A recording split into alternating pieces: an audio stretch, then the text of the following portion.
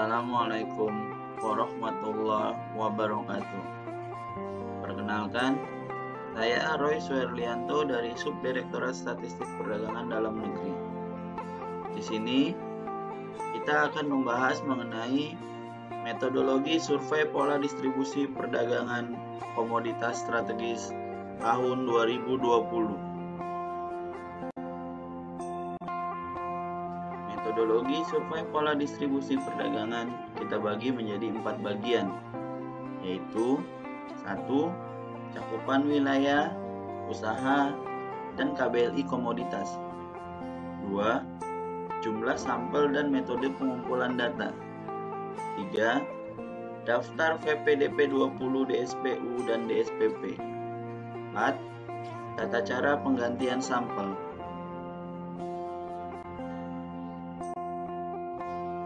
Pertama, mengenai cakupan wilayah, usaha, dan KBLI komoditas.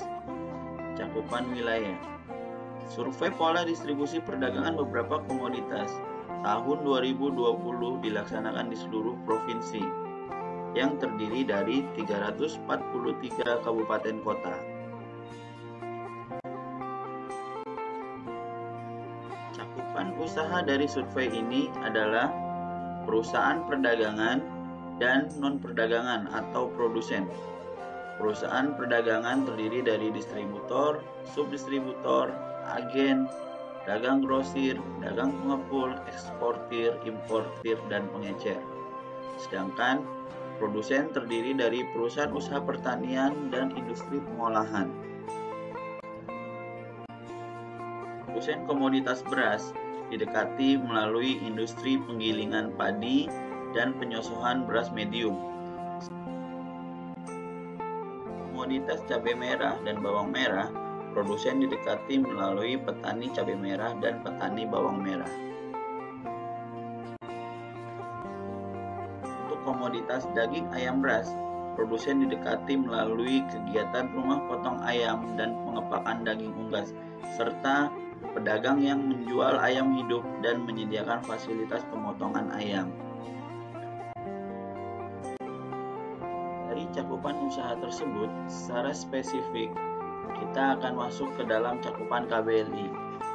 Perusahaan usaha yang dicakup dalam survei ini menggunakan KBLI 2015. Secara lengkap, perusahaan atau usaha yang dicakup berdasarkan pengelolaan KBLI-nya adalah sebagai berikut.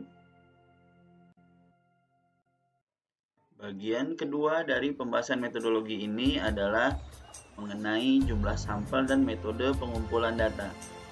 Jumlah sampel. Banyaknya sampel perusahaan usaha secara keseluruhan adalah 5.292 perusahaan usaha. Jumlah tersebut terdiri dari 24,59% sampel produsen, 45,46 pedagang besar, dan sisanya adalah pedagang eceran. Metode pengumpulan data dari survei ini secara umum adalah melalui wawancara tatap muka langsung.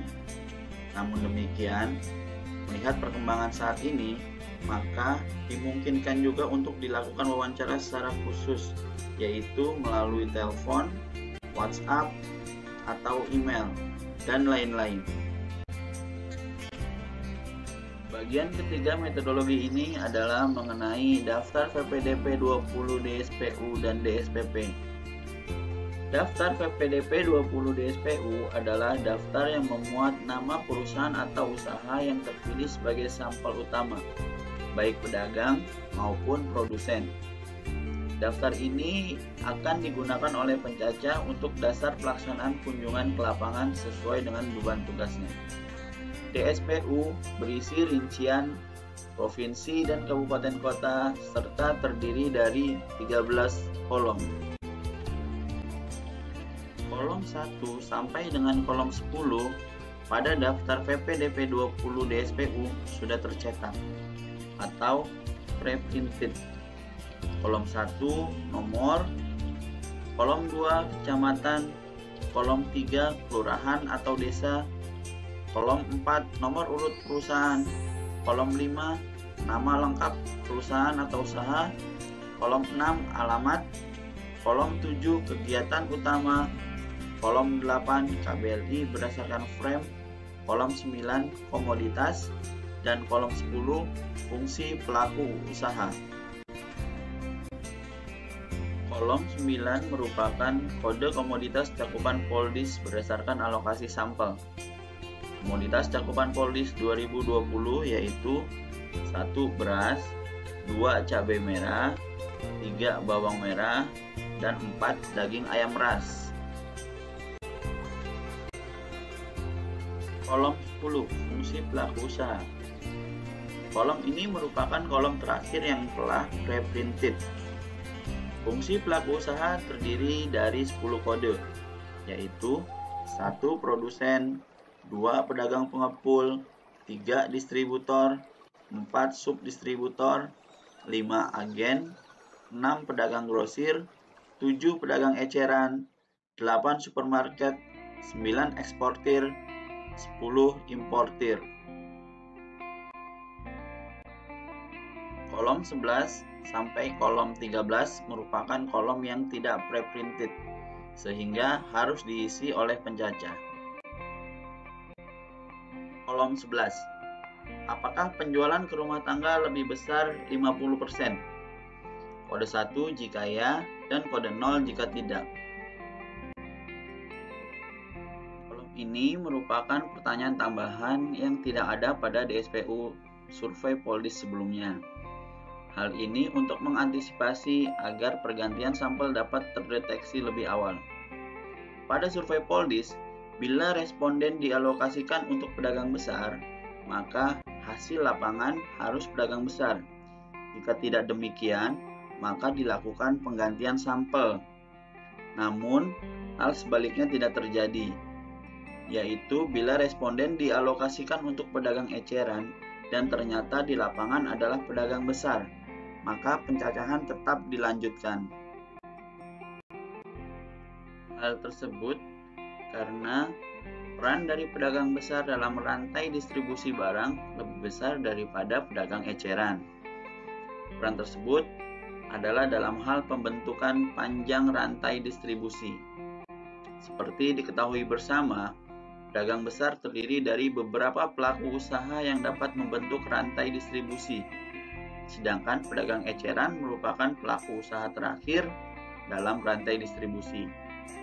Dengan kata lain, semakin banyak pedagang besar, maka rantai distribusi akan semakin tergambar dengan baik.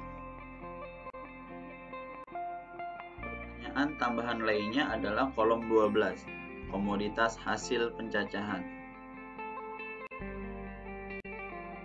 Komoditas yang dicatat di kolom ini adalah cakupan komoditas Poldis tahun lalu, yaitu 1 beras, 2 cabai merah, 3 bawang merah, 4 daging ayam ras, 5 daging sapi, 6 telur ayam ras, 7 gula pasir, dan 8 minyak goreng. Selain itu, kode 9 digunakan untuk mencatat komoditas lainnya. Ini juga pertanyaan tambahan sebelumnya. Pertanyaan ini pun untuk mendeteksi sedini mungkin terkait penggantian sampel. Perwakilan komoditas dalam survei Poldis merupakan hal yang penting. Oleh karena itu, alokasi sampel untuk komoditas tetap dipertahankan, sehingga alokasi komoditas yang satu tidak diperkenankan untuk diganti dengan komoditas lainnya. Bila terjadi perubahan komoditas antara alokasi sampel dengan komoditas hasil lapangan, maka dilakukan penggantian sampel. Sebagai contoh, alokasi sampel untuk komoditas beras, tetapi di lapangan ternyata komoditasnya adalah gula pasir, maka dilakukan penggantian sampel. Komoditas kolom 9 dan kolom 12 harus sama, agar pencacahan dilanjutkan.